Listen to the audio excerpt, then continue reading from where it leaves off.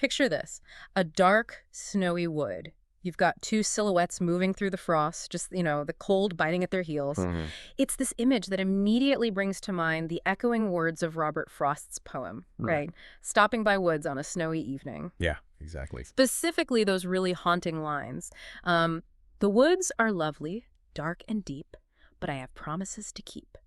And for you, someone who already knows the intricate, magical, and frankly, incredibly perilous world of Amelia Atwater-Rhodes, those lines perfectly encapsulate the burden we are exploring today. They really do. Because we're diving into a universe where magic isn't just a collection of spells and wands. It is biological, it is deeply historical, and it carries the weight of this profound, festering trauma. Right. It's a world where immortality is the literal curse, and where empathy, just the simple act of feeling what others feel is perhaps the absolute most dangerous weapon you can possess. Oh, without a doubt. We are navigating a landscape where the gods themselves are not these, benevolent overseers. They're arrogant forces of nature. They are completely willing to burn entire civilizations to the ground over a centuries-old grudge. Okay, let's unpack this, because if you've ever spent time thinking about how ancient sins finally catch up to the present day, you know exactly the kind of fallout we're dealing with here. We're going to start by pulling focus way back to the year 1804. Yeah, the burning of midnight. Exactly. We are looking at the destruction of midnight. And for those intimately familiar with the lore, midnight isn't just some metaphor. It's this brutal, sprawling, vampiric empire. It was a fortress. A fortress built entirely on the systematic slave trade of humans, witches, and shapeshifters. And the way the text throws us into its destruction is it's completely sensory. Well, and we begin with Brina, right? Yeah. She is a vampire. She's an aristocrat, an artist, and she was spending days completely secluded in her studio. She's obsessively painting these horrific scenes of the Mayan afterlife, Xibalba. Which is such a dark detail. It really is. And she wakes up to the suffocating stench of smoke and scalded flesh. The entire stone fortress of midnight is literally burning down around her. And the sheer magical heat of this fire is critical to understand here. Right, because it's not a normal fire. No, this isn't just wood and stone burning. This is an uprising fueled by desperate, raw sorcery. I want to pause on Brina's immediate reaction here, because it instantly complicates the morality of everyone involved. Brina is part of the ruling class. She owns slaves. Yeah. But when she realizes she's trapped, she finds this young human boy named Caleb. He's a slave she had recently taken in, and he's settled, completely terrified by her bed. The fire is seeping under the door. No mortal can survive this heat. And she makes this terrifying choice. She calls the boy over, looks into his trusting eyes, and she snaps his neck. It is a profoundly jarring moment in the text. She commits an act of murder, but the narrative frames it as a twisted, desperate mercy. Yeah, mercy in air quotes. Right. Because Brina knows exactly what magical fire does to a human body. She knows the absolute agony of burning alive in that kind of pyre. By killing him instantly, she is, in her own warped, aristocratic framework, saving him from the flames. Wow. And what makes it so chilling is the immediate aftermath, because she uses her vampiric magic to teleport back to her own home, expecting safety, only to find a completely different kind of massacre waiting for her. Wait, I want to make sure I'm visualizing this correctly. So she escapes the elemental inferno, she teleports into her parlor, and what exactly does she walk into? Because the contrast between the fire she left and what she finds is just staggering. It's horrific. She materializes into the overwhelming stench of copper and death. The corpses of her own slaves are littering the floor of her home. Their throats have been efficiently slit. Oh my God. And standing amidst the carnage is her brother, Daryl. He is covered in blood and ash. Yeah, he knew midnight was falling. He knew there was an uprising happening. And his cold, calculated solution was to systematically execute their entire household so that the slaves couldn't turn on Brina in the chaos.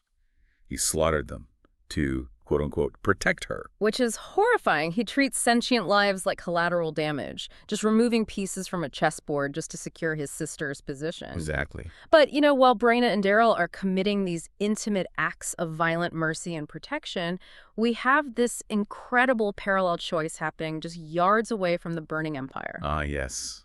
Sara Vida. Sara Vida. The Vida line, the legendary vampire hunters. Sara is standing in the shadow. She's holding a silver knife imbued with generations of hunter magic, and she is looking right at the mistress of midnight, a vampire named Jessica. And Jessica is the architect of this entire slaving empire. She is the nexus of the cruelty. Right. And in this moment, Jashika is distracted. She is watching her empire burn to the ground. Sara has a clear, perfectly open shot to assassinate the ultimate evil, and the mechanics of her weapon are crucial here. That silver knife isn't just sharp metal. It's a battery, right? Yes, it's a battery of intent. It holds centuries of witches' power, specifically tuned to destroy vampiric life. Hold on, I'm struggling with Sarah's choice here. You're saying she has the ultimate weapon, a clear shot at the ultimate evil, and she lets her live. She just walks away to save her own family line from retaliation. That's exactly what she does. But doesn't that make her complicit in every single death that Jashika causes after 1804? I mean, it's the ultimate magical trolley problem. It absolutely is a trolley problem. But the tracks are infinitely more complex than just 1 or 5 people. Sara remembers a warning from a mercenary Chikya. Jashika is protected by powers far too great for any single hunter to fight. Okay, so it's a suicide mission. Worse than that, if Sara kills her, Jashika's allies won't just kill Sara. They will hunt down her children, her entire line, and wipe witches from the face of the earth entirely. Right, genocide. Exactly. Moreover, Sara recalls a prophecy from a spirit witch, a Sakri, right before the attack. The prophecy said, "Not all hesitation is sin, not all sacrifice is in vain." So balancing the immediate destruction of one monster against the potential genocide of her entire species, Sara drops the knife. But the fallout of that tactical retreat is massive. The tragedy of 1804 wasn't that the evil was destroyed, it was that the evil learned to adapt. By hesitating, she guaranteed the survival of her people, sure, but it allowed the Rod of Midnight to survive in the shadows. It allowed the trainers, the infrastructure of that slaving empire, to scatter and slowly rebuild underground. What's fascinating here is how the consequences of those 1804 choices festered. The survival of Jashika meant the vampiric slave trade never truly died. And we see exactly how that trauma mutated when we look at the descendants of these factions 2 centuries later. The hunters, the vampires, the traumatized magical beings, they're all still bleeding from the very same wounds. Which brings us to Jay Marinitch in the present day. Yes. Jay is a witch, he's an empath, and he's a vampire hunter from a really prestigious line. And the way we meet him is so perfectly chaotic. It really sets the tone. He's in the basement of a faux Native American tourist shop fighting off 3 entrepreneurial vampires who decided to kidnap and bleed out 3 shapeshifter students. Jay's introduction is basically a masterclass in establishing the modern magical ecosystem.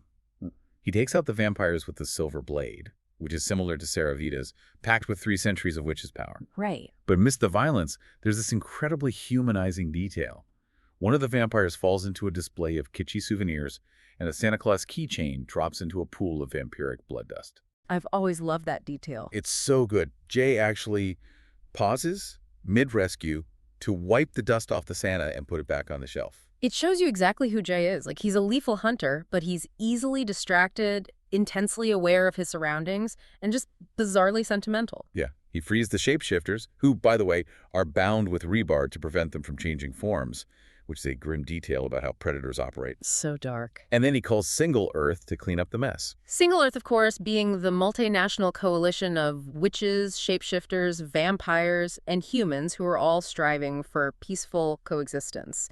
They run the schools, the medical havens, and they dispatch people like Jay to handle the volatile elements that refuse to integrate. But Jay isn't sticking around to fill out incident reports. He has a very different kind of engagement. He rushes home, throws on a black silk tuxedo jacket and a green and gold vest, and heads to Kendra's heathen holiday. Right, the gala. For anyone familiar with Vampire Society, this is an exclusive gala hosted by a 2,000-year-old vampire. It's attended by the most elite, ancient, artistically inclined vampires in the world. The moment Jay walks through the door, the sheer psychic weight of the room hits him like a physical blow. Kendra's mind alone is described as a supernova, just swirling fire and brilliant colors with enough gravity to pull planets in her wake. Yeah. And you have to remember the mechanics of Jay's magic. He is an empath. He doesn't just read thoughts. He feels the ambient, emotional, and instinctual energy of everyone around him. I think this is a perfect time to dive into how empathy works in this universe, actually, because people often confuse it with telepathy. Yeah, completely different things. Telepathy is like reading someone's text messages. You only see what they type out, what they intentionally project. You can block telepathy by putting up a firewall, a mental shield. But empathy is like feeling the temperature of the phone battery. You feel the raw, unfiltered energy of their emotional state, whether they want you to or not. That's a great way to put it. So in a room full of ancient vampires, Jay's empathy isn't a superpower. It's a massive liability. Here's where it gets really interesting, though. Imagine walking into a crowded sensory overload nightclub, but you don't have any skin. Yeah. Every single emotion, every suppressed trauma, every dark urge and ancient grief in that room burns right into your bare nerves. Why would a hunter willingly submerge himself in that kind of environment? It speaks to Jay's thrill-seeking nature, his complete lack of personal boundaries, and his intense, almost addictive curiosity about the predators he is supposed to hunt. And the first thing that catches his attention at this party isn't even a threat. It's a piece of art. He stands completely transfixed by this larger-than-life blown glass sculpture in the entryway. It depicts a huntress launching a falcon from her wrist. The craftsmanship is breathtaking. But the kicker is the plaque. The artist is Lord Daryl Debrajetta. The very same Daryl who slaughtered his own slaves 2 centuries ago. Daryl was a monster. He was an infamous trainer for midnight, a man whose entire career was dedicated to systematically breaking the minds and free will of sentient beings. He was a psychological torturer, yet he created this incredibly delicate, emotionally profound glasswork. How does that even compute, though? How does a man who spends his nights breaking souls create a sculpture that captures despair, hope, pain, and power all at once? Well, it requires an understanding of how immortality warps the human capacity for emotion and perception. Over a 2,000-year lifespan, dopamine response is dull. The perception of time dilates. Daryl was ruthless, yes, but we have to remember his origin. Right, back in Italy. Right. He and Brina chose vampirism in 1665 to escape starvation and poverty on the streets of Italy. Daryl's cruelty was born out of a desperate need to elevate himself, to never be a victim again. His art is a mirror to his fractured soul. He is capable of extreme cruelty, but he also possesses a deep, tragic understanding of freedom, the very thing he routinely stole from others. He captures in glass the beauty he destroys in life. And Daryl was actually killed by a hunter 2 years prior to this party. Which brings us back to Brina. Jay is wandering through the sensory overload. He's dodging these static-minded human slaves, and he stumbles into a side room. He finds Brina physically destroying her own paintings. She is shredding canvases of the Norse goddess Freyja, and the paintings are technically brilliant but emotionally barren. Brina has painted Ode, Freyja's slain husband, with Daryl's face. Wow. And she is tearing them apart with her nails, leaving bloody trails on the canvas because she realizes the art is completely hollow. She is trying to paint passion, grief, and mourning, but her heart is entirely dead. The eternal curse of immortality is on full display here. She's trapped in an eternal state of grief, but physically incapable of moving past it. There's that horrifying detail about her suicide attempt earlier that day. She fashioned a noose in her studio, climbed on a stool, and hung herself. But because she's a vampire, her body essentially functions in a state of suspended animation. Her neck broke, but she couldn't die. She just dangled there, suffocating but conscious, until a slave found her and cut her down.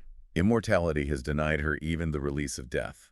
When Joe finds her destroying the paintings, he uses his empathy to intervene. He pulls her against his chest and projects a soothing image into her mind. He literally dives into her mental landscape, which he perceives as a barren, parched, red wasteland.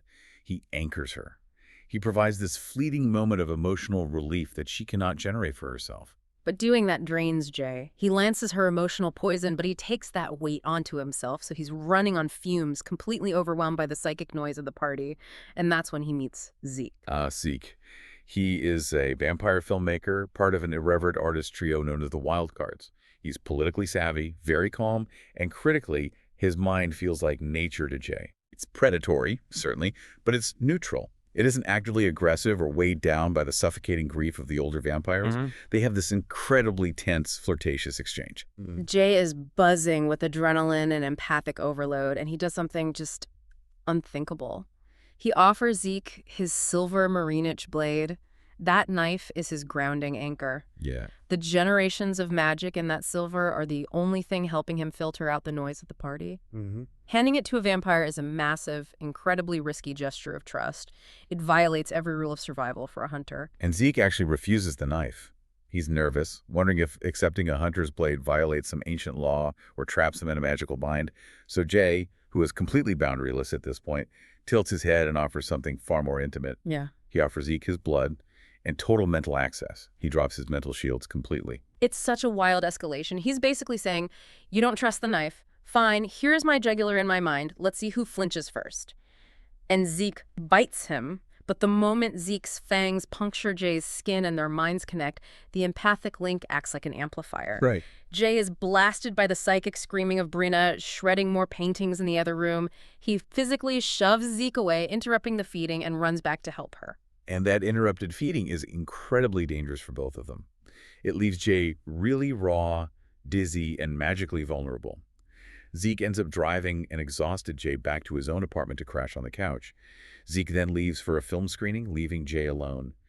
And this quiet, isolated moment is where the narrative shifts abruptly from a high society vampire drama into a profound mythological mystery. Yeah, because Jay wakes up from a nightmare. He steps out the front door of Zeke's apartment complex into the winter night, and immediately his empathy pings. Something is wrong with the woods behind the building. There are no animal tracks. The air is unnaturally silent. It's not peaceful. It's a void.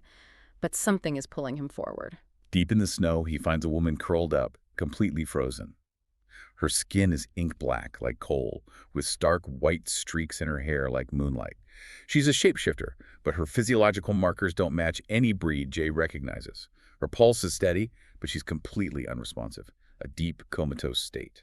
Jay, being the compulsive savior that he is, immediately tries to help. He places a hand over her heart and tries to magically trickle warmth into her body using his connection to fire magic. Yeah. But the moment he touches her, he senses this agonizing memory of cut and burned flesh. And then a massive ancient force violently throws him backward into a snowdrift. The wind literally whips through the forest, and a voice whispers directly into his mind, "She must come home." The force of that rejection is overwhelming. It completely severs his magical connection to the woman. It's a tactile sensation of a god swatting away a fly. Jay realizes he cannot use magic on her without triggering another backlash, so he relies on the mundane. He physically carries her to his car, wraps her in a thermal emergency blanket, and drives her to Single Earth Haven, #2, hoping his cousin Karen, who is a brilliant medical witch, can intervene. Now, you're probably wondering how a human doctor fits into a magical triage unit, because when Jay arrives at Haven #2, we get a fascinating look at the intersection of magic and mundane medicine. You have Karen, a witch, and her fiancé Jeremy, a human medical assistant, dealing with the triage. Right. They check the woman's vitals. She's physically stable, perfectly fine for shapeshifter and hibernation, but completely locked inside her own mind. And this is where the limitations of standard telepathy become apparent. Virio, Jay's brother and a trained mental healer, steps in. Virio tries to probe the shapeshifter's mind to find out who she is and why she's comatose, but he hits a wall of absolute static. He can't get in at all. It's just a dead end. The telepathic doorways are entirely sealed. So, reluctantly, he asks Jay for help, knowing Jay's empathic abilities can sometimes bypass those rigid structures. Going back to our analogy, Virio is knocking on the front door, asking to read the text messages, and the door is dead-bolted. Jay doesn't need the door. He's just looking for the heat signature of the battery. Exactly. He sits down, drops his own walls, and tries to slip into her mind empathically. And immediately, he is sucked into a terrifying mental landscape. He doesn't find thoughts or memories. He finds a physical manifestation of her trauma. It's not a dreamscape, it's a prison. Jay finds himself standing in a dark, hostile forest. The underbrush is violently reacting to his presence. The wind is whispering to him, telling him to stay still, stay silent, be nobody. Creepy. This is a psychological conditioning of her past, trying to suppress his intrusion. And this is where we see Jay's mastery of astral projection. He knows he can't just walk through this mental forest as a human. The defenses are too aggressive, so he projects his consciousness into the form of a bird, trying to fly over the trauma. But the mental environment is heavily fortified. The brambles and thorns shoot up, grabbing his wings, tearing at him, savaging him. Think of this mental maze not as a physical place, but as a highly encrypted hard drive. The brambles aren't plants. They are psychic firewalls built out of her own pain. Oh, that makes so much sense. It's a mental trap designed to keep intruders out, but critically, it's also designed to keep the woman herself locked deep inside. Jay realizes he needs to be patient and heavily armored. He shifts his mental projection into a turtle, dropping down through the thorns safely inside a shell. It's brilliant, but it's agonizingly slow.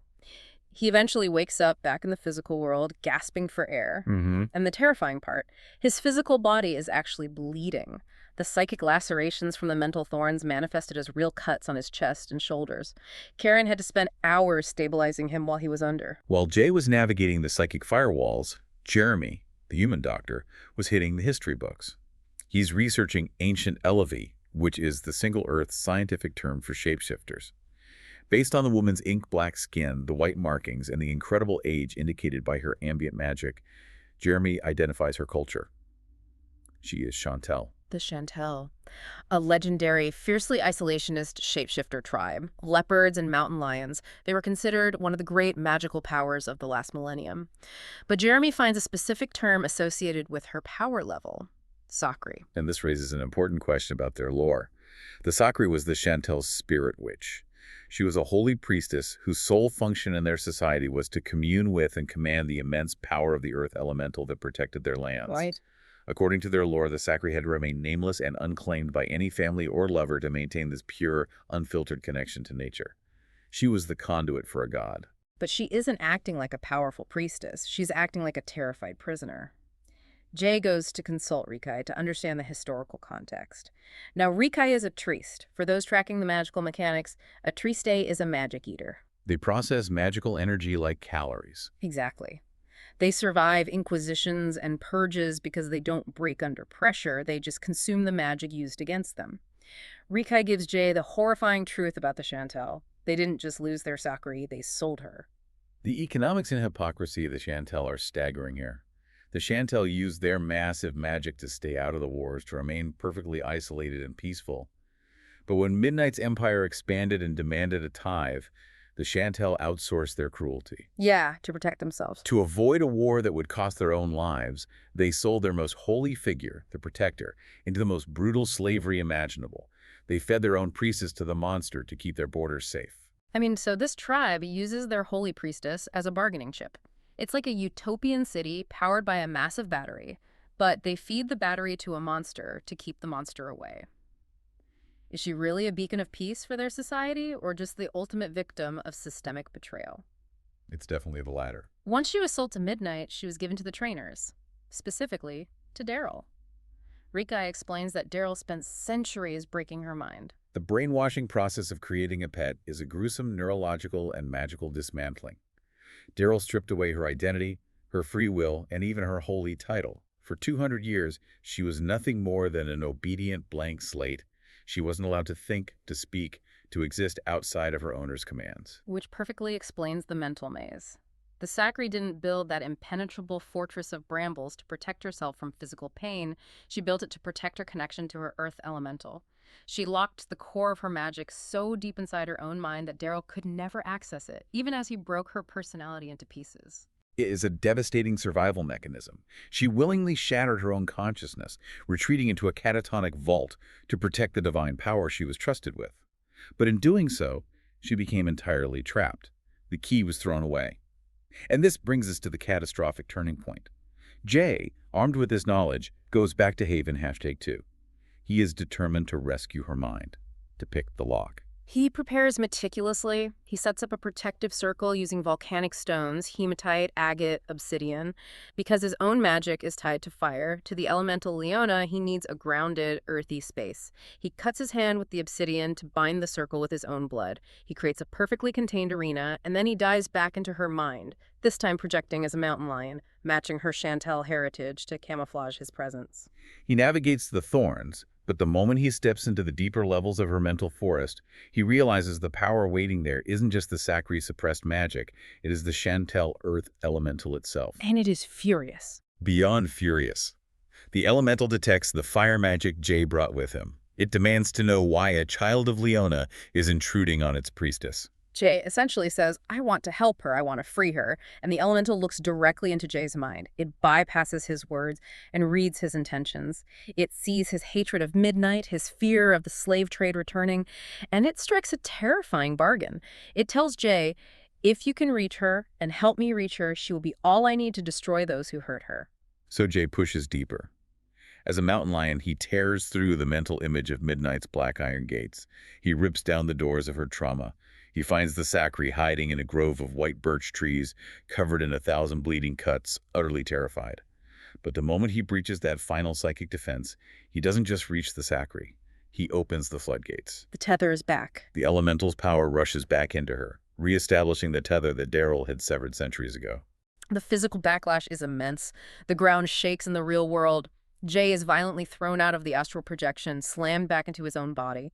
He opens his eyes, gasping, and the room is empty. The sacri is gone. The volcanic stones of his protective circle are fractured and scattered across the floor. In picking the lock of her mind, Jay accidentally handed a nuclear launch key to an incredibly angry, vengeful god. The Chantel Elemental doesn't just quietly take its priestess home to heal. It immediately launches a massive multi-front attack on the physical world. It is awake, it is armed, and it wants blood. And one of its very first targets is Brina. While Jay is figuring out what just happened at Single Earth, Brina is having a complete meltdown at Kendra's party because her headmaid has vanished. The maid, it turns out, was Pet. The sacri. Right. Brina physically drags Jay back to her house in Pyrage to help her manage her household, completely unaware of the cosmic war that just kicked off. While Jay is exploring Brina's house, dealing with her demanding telepathic cat and discovering the other completely broken, blank-minded Hume slaves, he goes upstairs to check on Brina in her art studio. He finds her sprawled on the floor in a pool of black paint. And the air in the room is suddenly boiling. The magical pressure is so intense it forces Jay to his knees, vomiting. The elemental is attacking Brina through her lingering ownership connection to Pet. The magic is punching them, pulling at the oxygen in the room, draining the life force out of the air itself. That was ruthless. Jay throws a desperate magical shield over Brina to protect her, pushing back with his fire magic. In the midst of this overwhelming assault, the elemental speaks to Jay again. It recognizes him as the one who freed the sacri. It offers him a choice. It tells him it will lend him power, a shield of earth magic, to survive the withdrawal of the fire that is about to happen. Jay, terrified and simply wanting to live, accepts the mark. And then the heat vanishes. The crushing pressure stops. But Jay looks down at Brina, and something is fundamentally biologically wrong. Her eyes, which were the pure, terrifying black of an ancient vampire, are suddenly clear blue. She is shivering. She is gasping for breath. Yeah. She has a heartbeat. The elemental didn't kill her. It stripped away her vampirism entirely. It turned her human. To understand the physics of reverting vampirism, you really have to understand what vampirism is in this lore. It is a stasis. It stops time in the body. Reverting it means time crashes back in. Oh, wow. Biologically, her heart restarting is a violent shock to a system that hasn't needed oxygen in centuries. And psychologically, this is a fate worse than death. We have to remember why Brina chose immortality in 1665. She chose it to escape the fragility, the sickness, and the agonizing vulnerability of human existence. Waking up cold, hungry, and mortal is the realization of her deepest, most primal nightmare. But why turn her human instead of just killing her? It feels incredibly sadistic. It's like a dragon burning down an entire village but leaving one person alive, untouched, just to force them to watch everyone else turn to ash. Is this mercy or the ultimate punishment? If we connect this to the bigger picture, we have to look at the parabiological theories of Paula Epsilon. She's a key researcher in the Single Earth Network. Paula posits that elementals view mortals not as people, but as cosmic batteries. Right. They're immortal. A human lifespan is a blink of an eye to them. Paula theorizes that the elemental made Brina human, so she would have to live out her fleeting, fragile, mortal days, watching the elemental systematically destroy everything she ever built and everyone she ever knew. It is absolutely, unequivocally a punishment. But the elemental isn't just targeting Brina or the remnants of Midnight. Jay drives an unconscious, newly human Brina back to Single Earth, only to walk into a complete nightmare scenario. Haven #2 has been turned into a mass triage unit. A magical plague has swept through the facility, but it's highly selective. It's not affecting humans at all. It's targeting shapeshifters and witches. People who have never known a common cold in their centuries of life are suddenly dying of a magically induced, hyper-aggressive flu. It's so intense. Karen, Jay's cousin and one of the most powerful healers on staff, is collapsing from a 102-degree fever. Leopard shapeshifters are flatlining in the hallways. Imagine you're Jeremy, the human ER doctor. Your patient's immune system is literally fueled by a cosmic fire, and suddenly that fire is being snuffed out. Human antibiotics are useless. 4V fluids do nothing. Nurses are calling code blues on immortals. Yeah. Jay tries to use his empathic healing on Karen, but the magical illness fights back violently. When he walks into the main ward, his empathy overloads. He feels the terror, the fever dreams, the suffocating weakness of 100 dying immortals all at once. The psychic noise is so deafening, he literally runs out of the building and collapses in the snow. Which is where he finds Xeke and Xeke. And Xeke, in her cold, pragmatic, magic-eating way, finally explains the true scope of the disaster. The Chantel elemental isn't just hunting Midnight's trainers, it is directly warring with Leona. Leona, the fire elemental, the source code of all vampire, witch, and shapeshifter magic. Exactly. Rikai explains the symbiotic, or rather parasitic physics of how elementals feed on immortal souls. Because the Chantel elemental is launching a massive assault on Leona, Leona is frantically draining power from her own subjects to defend herself. So that's what the plague is. It's not a virus at all. It's Leona actively sucking the life force out of the witches and shapeshifters to fuel her cosmic war. She is draining her batteries to keep her shields up. And for vampires, the drain manifests differently. Vampires don't get a fever, they get starved. Xeke survived the initial wave because Rikai performed a highly dangerous experimental magical rewiring on him. She partially blocked Zeke's connection to Leona and anchored his soul to a different earth elemental, Lishan, associated with one of his progenitors. Which is brilliant but risky. Very risky. But even with that protection, the ambient pull from Leona is driving the vampires insane with bloodlust. Xeke nearly killed his human lover when he woke up. So we have gods throwing a cosmic tantrum using mortals as ammunition. The scale of this is apocalyptic. And this brings us to the final desperate play. We have Jay, who is protected by the Chantel Elemental's mark, Brina, a newly mortal, terrified human, Xeke, a vampire fighting an insatiable urge to rip throats out, and Rikai, a scarred Triste who feeds on raw magic. It's quite the party. Right, they are the only ones left standing who can even attempt to stop this. It is an incredible volatile character dynamic. You have a hunter, a former aristocrat who is grieving her lost immortality, a starving predator, and a pragmatist bound by nothing but the shared threat of extinction. Rikai deduces that their only chance is to travel to the heart of Chantel territory, to the physical anchor of the earth elemental, and confront it directly. But getting there is a logistical absurdity.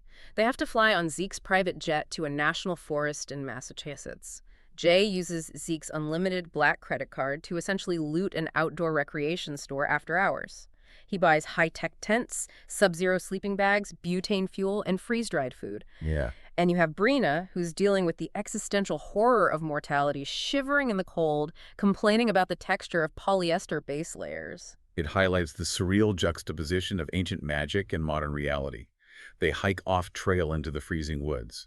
That night, they huddle in a single tent.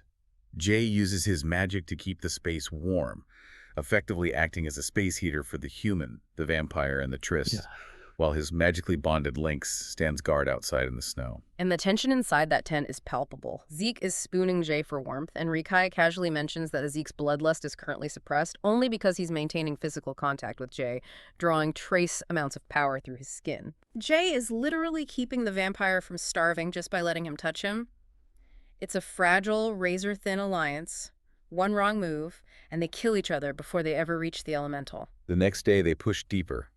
They are guided by Brina's memories of old trade routes from 1804. Brina recognizes a mutated black rosebush, a remnant of Lord Silver's vampiric line, marking the edge of a vanished free blood market. But the woods are heavily spelled. Jay's GPS says they're going the wrong way, and he can't even see the path. It takes Zeke's vampiric vision to see through the glamours, and Rikai's sensitivity to ancient sorcery to guide them down a disguised trail. And as twilight falls, the forest spits them out onto the carcass of the original Midnight Empire. The earth here was salted with magic 2 centuries ago by the combined forces of the world trying to stamp out Jashika's rule. Yeah. It is a dead zone.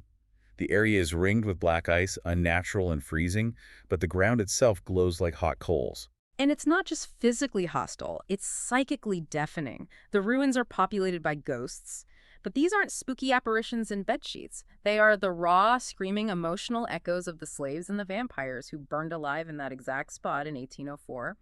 Are they sentient, or are they just magical recordings playing on a loop? They are recordings. The pain and fury baked into the earth is so loud, so permanently etched into the environment, that it instantly drops Jay to his knees. He is an empath. He is feeling the agonizing, fiery deaths of thousands of people simultaneously. God, that's heavy. It is the physical manifestation of historical trauma. It is a literal geographical scar that cannot heal. Brina is gripping Jay's hand, terrified, recognizing the echoes of her own past, the smell of the smoke from the night she killed Caleb. Even Xeke looks deeply disturbed. But then you have Rikai, and this contrast is everything. You have Jay, who is vomiting from the empathic pain of these ghosts, and Rikai, who is practically taking notes. She crawls out onto the black ice, holds her hands over the glowing coals, and says, This is incredible. Yeah. She treats this apocalyptic magic like a brutal calculus equation, balancing ledgers with human lives. Can you really fight a god with a spreadsheet mentality, or do you need Jay's messy, bleeding empathy? That is the core tension as they stand on the precipice of the Chantel lands. As Rikai approaches the glowing coals with dark fascination, we have to wonder what her true endgame is. She survives by consuming magic. Is she here to stop the elemental and save the world, or is she here to gorge herself on the fallout of a god's death? Can four deeply flawed, traumatized individuals actually negotiate with an earth elemental that views them as nothing more than insects? And that is exactly where we leave them today. Standing in the roaring, haunted epicenter of a destroyed empire, staring into the abyss of the ancient spells, preparing to walk directly into the fire. It is a monumental journey we've tracked. We've moved from the dark mercy of a burning 1804 empire to the high society art galleries of immortal grief.